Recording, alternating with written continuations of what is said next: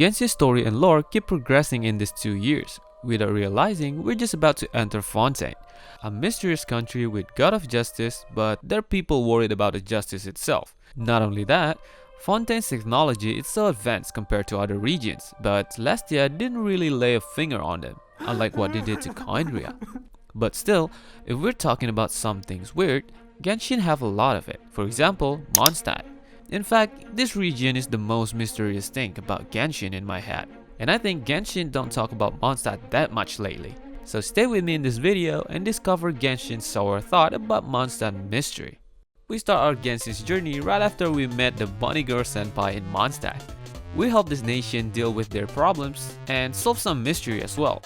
Like, we found who's the Batman here. I'm Batman. But after we deal with the other nation, pretty sure we haven't learned everything about Mondstadt.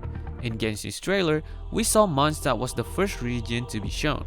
But unlike the other nation, it said that this part is Act Prologue, while Act 1 was started from Liyue. It makes sense since it is the introduction of the game, but that's what makes it strange. We finished the prologue, yet most of the mystery is still left unanswered. In Sumeru's act, we learn about dragons, gods, even Irminsul, a tree that connected to ley lines of the world. While looking back to Mondstadt, we barely even know why Lisa, Sumeru's Academia's most distinguished graduate in 200 years, decided to stay in Mondstadt and work as a librarian. And most importantly, what information is hidden behind the restricted area door. Same goes to Istaroth. We got a tiny clue from its world quest that you can finish in 20 minutes or so. But so far, that's it. No direct explanation why Mondstadt stopped worshipping Istaroth, even though Istaroth was the god of times and wind, and likely one of the 4 shining shades of the primordial one. Hexen Circle also adds some more mystery to the table. We know the witches conduct Irminsul exploration. As we know, Irminsul is the repository for all of the information and memories of Teyvat, so we could assume the Hexen Circle knows most of the thing around Teyvat. But as it said on the Hexen Circle cutscene, they've challenged the Anemo Archon in the past. Why?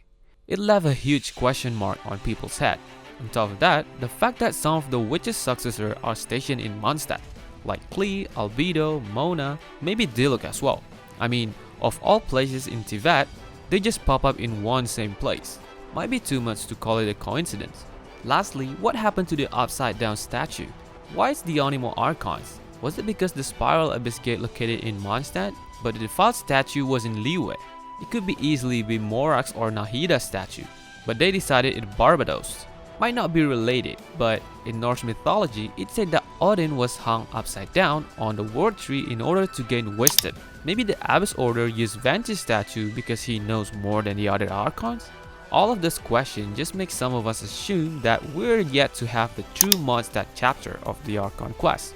Maybe we will get this after we get Venti's second story quest, or after we finish All Nation and return to Mondstadt and fight the Heaven right after.